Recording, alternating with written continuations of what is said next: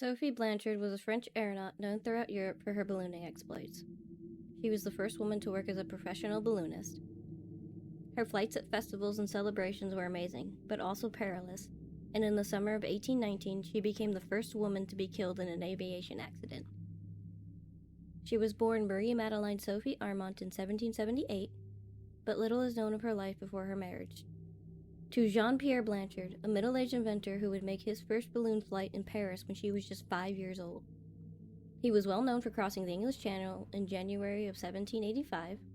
Blanchard and John Jeffries, an American doctor, became the first men to fly over the English Channel in a hydrogen balloon. Jean Roisier, who invented his own balloon, along with his companion, attempted to cross the English Channel on June 15th.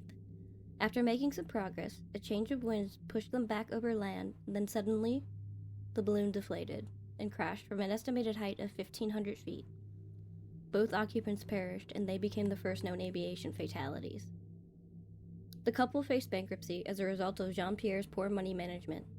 He would spend money on things like silk balloons, dropping parachute-equipped dogs, and launching fireworks from his balloon. Though these shows were spectacular, they got very few customers. Facing ruin, he persuaded his new wife to ride with him, believing that a flying female might be a novel enough idea to bring back the paying crowds and hopefully attract enough attention to solve their financial problems.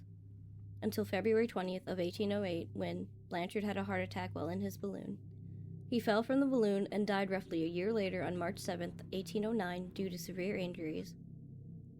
His widow continued to support herself with ballooning demonstrations until doing so also killed her. The couple had still been in debt at the time of his death, so to minimize her expenses, Sophie was as frugal as possible. She chose a small hydrogen-filled gas balloon, as it would also free her from having to tend to a fire. Having a smaller, easily inflatable balloon was also important in an era where balloon riots were common. Disappointed crowds were known to destroy balloons and attack aeronauts when they failed to go up as planned. She specialized in night flights, often staying in the air all night. She had made long-distance trips in Italy, crossed the Alps, and generally did everything her husband had hoped to do for himself.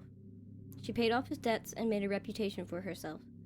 Sophie conducted experiments with parachutes as her husband had, parachuting dogs from her balloon, and as part of her show, she launched fireworks and dropped baskets of sparklers attached to small parachutes.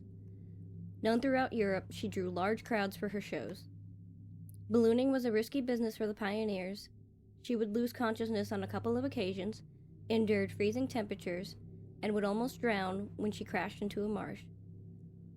But this would not deter her, and she would begin planning her greatest show yet. This display was to be an impressive one, with many more fireworks than usual. But she became nervous and hesitant when some spectators implored her not to make the ascent.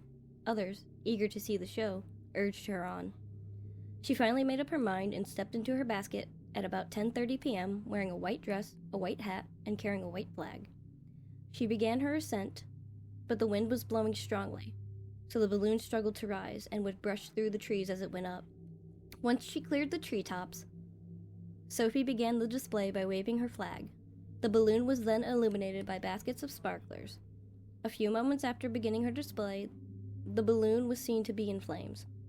Some reports say that the balloon momentarily disappeared behind the clouds, and that when it reappeared, it was on fire. Whatever the circumstances, the gas in the balloon was burning. Although the escaping gas was burning, the gas within the balloon maintained enough lift to prevent the craft from plummeting directly to the ground. Some people thought this was part of the show, so they applauded and shouted their approval, until it became very apparent that something was wrong.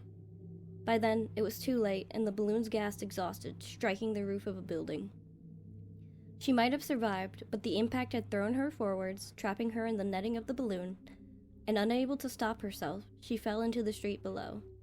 Although the crowds rushed to her assistance and attempts were made to save her, she either died instantly from a broken neck, or at most 10 minutes later. She was 41 years old. The most likely cause of the accident seemed to be that the fireworks attached to her balloon had been knocked out of position by a tree as she ascended. The balloon was heavily loaded and failed to rise quickly enough. When she lit the fuse, the fireworks headed towards the balloon instead of away from it, and one of them burned a hole in the fabric, igniting the gas. A novel published in 2006 by Linda Donn titled The Little Balloonist was inspired by her story.